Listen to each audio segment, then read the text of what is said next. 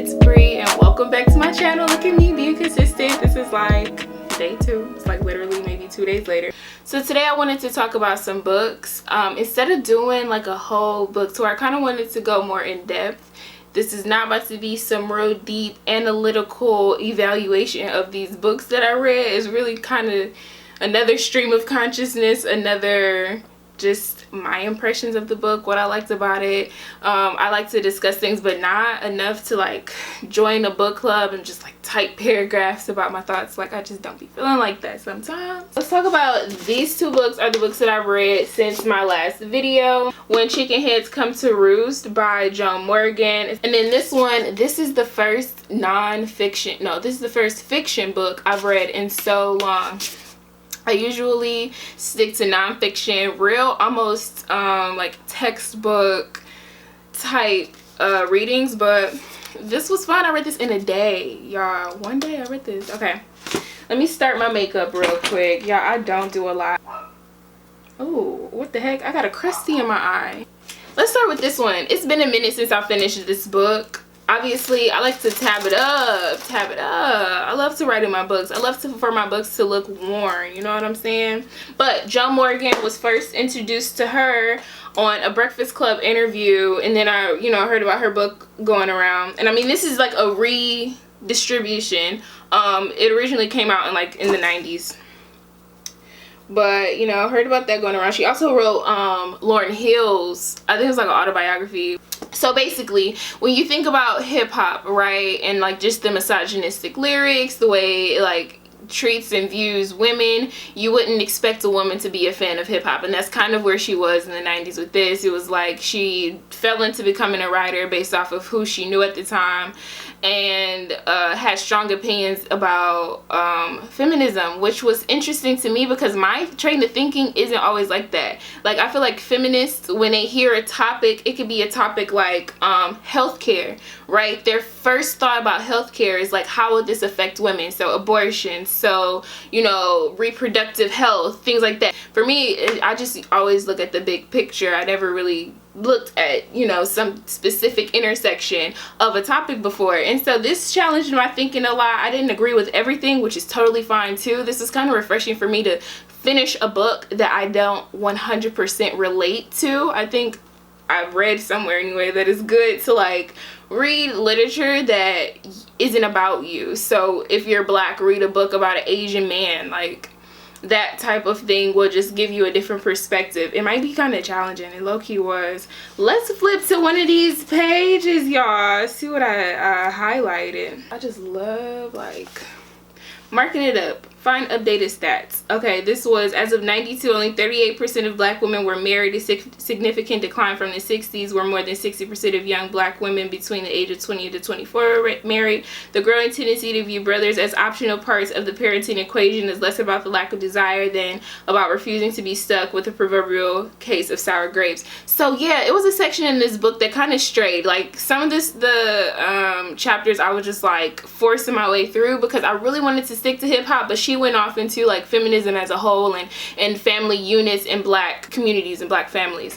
One thing that I really took away from this was the idea of the strong black woman and the endangered black man, how black women are just constantly viewed as this archetype of like a superhero, the matriarch, super strong, like nothing can beat her down. She's like impenetrable, which is damaging in general, because if you view women as like black women as so strong, then you feel like you can treat them any type of way, basically.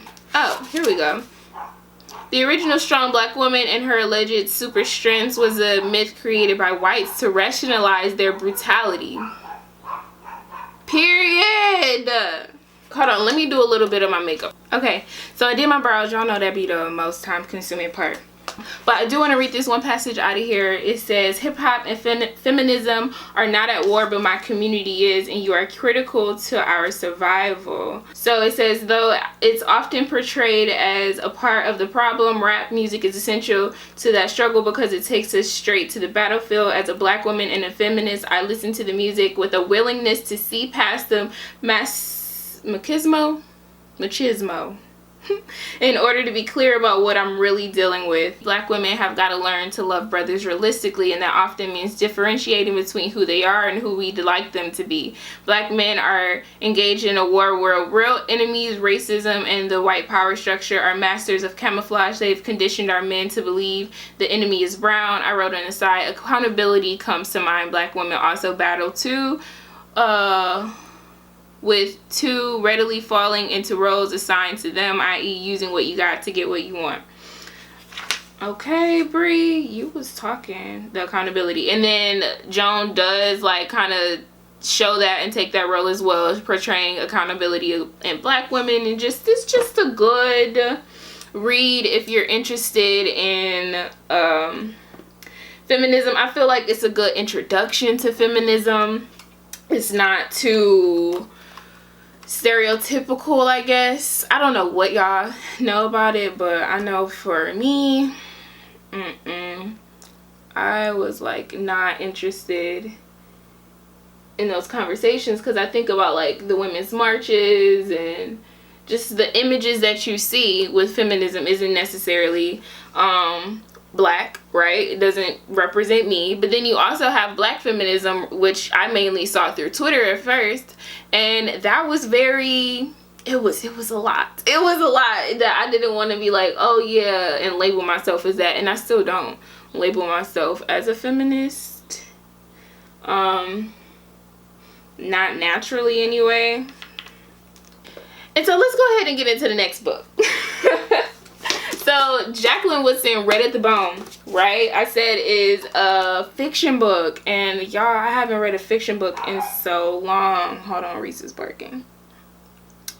And so it starts off with the perspective of a 16-year-old named Melody, who is having a debutante ball in 2001, and she calls her mother Joan, and you see this close relationship she has with her grandparents and her father, but not her mother. And so that's kind of the first impression you get. And then each chapter switches perspectives. And so the first chapter, and I had to write it down, y'all, because I'm kind of slow. I had to keep track of it.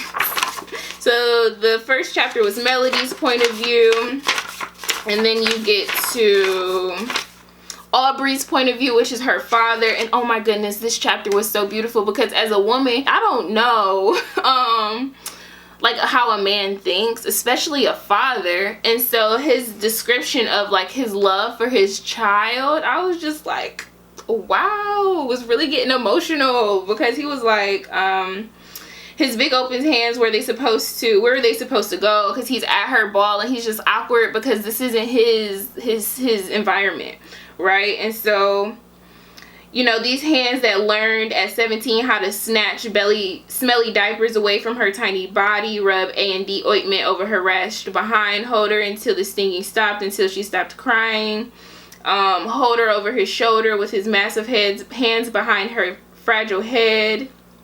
The child he made and raised and loved. God, how he loved every single dividing cell. That is some deep love for his daughter.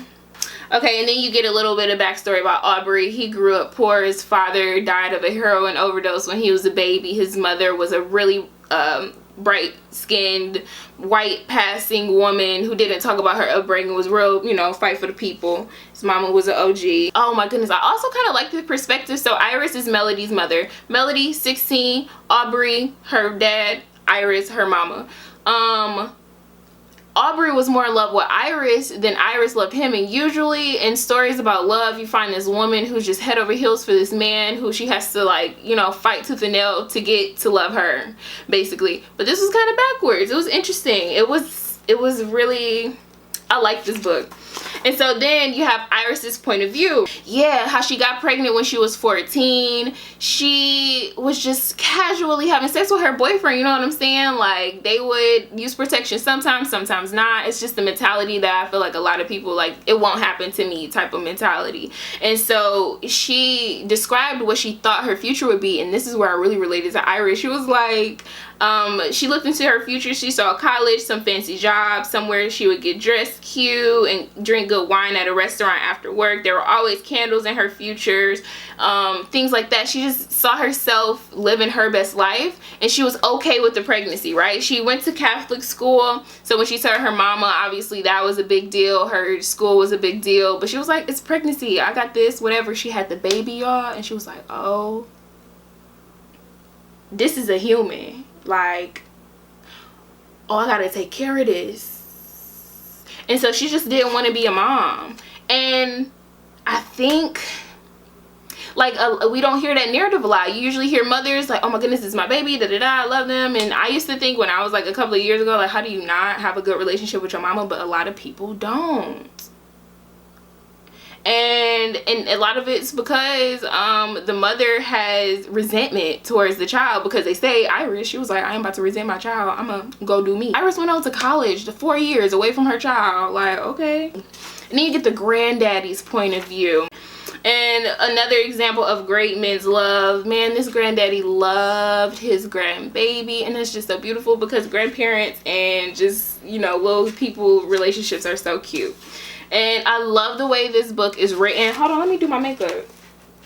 So I also love the way this book is written because they have great AAVE in there, African American vernacular English. You know what I'm saying? Not necessarily slang, but the granddaddy was, you know, raised in the South, like in the early 1900s. Like 1960s and stuff. And so he says, like, man, step back, ouch, like stuff like that. Real silly, real casual conversation that just flows off the tongue, which is why I love to read Black authors, because they use language that I understand, you know what I'm saying, that we would understand, but they use language that is just so comfortable to read subconsciously, like if you're reading in your mind, or even if you want to read it out loud. Like, it's the enunciation, it's the inflection that you put on certain words that you got to understand, and gotta have to have been around to really see, or to really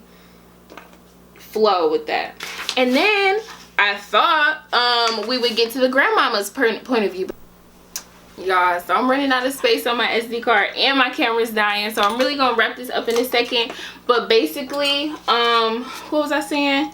Yeah, so the grandmother you wasn't getting the best impression of at first until you get later on into the book and you finally get to her chapter. It's kind of hilarious how I'm flipping through there.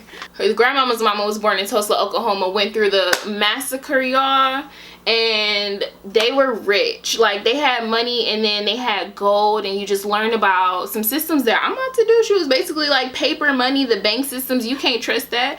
You gotta, you know, invest in your own way into your family. And so she would, her ancestors had gold saved for her for when times got rough, and then she later on had gold saved for her family too, which she will kind of reveal later on in the story. But basically, red at the bone, really, really good. Later on, you find out that her mother was actually gay. She went to college and fell in love with this woman. She lied to everybody about having a child. The woman was like, girl, you lied to me, and left her. Aubrey died in 9/11. I'm giving the book away, who cares? Aubrey died in 9/11. The grandfather died of cancer, and it was just the grandma and Melody for a while. And then the grandmother died, and they found the gold that the grandmama left for her. It was beautifully written. I don't know, just a really nice, not too weird, drama-filled depiction of Black people. You know what I'm saying? Loved it. 10 out of 10 would recommend. Let me finish this and I'll be back and close out this video. Alright, y'all, moral of the story. Hold on, where the book's at? Moral of the story, I definitely recommend these books. If you would like to talk with me about them, y'all can follow me on Instagram. Other than that, I'll catch you in the next one.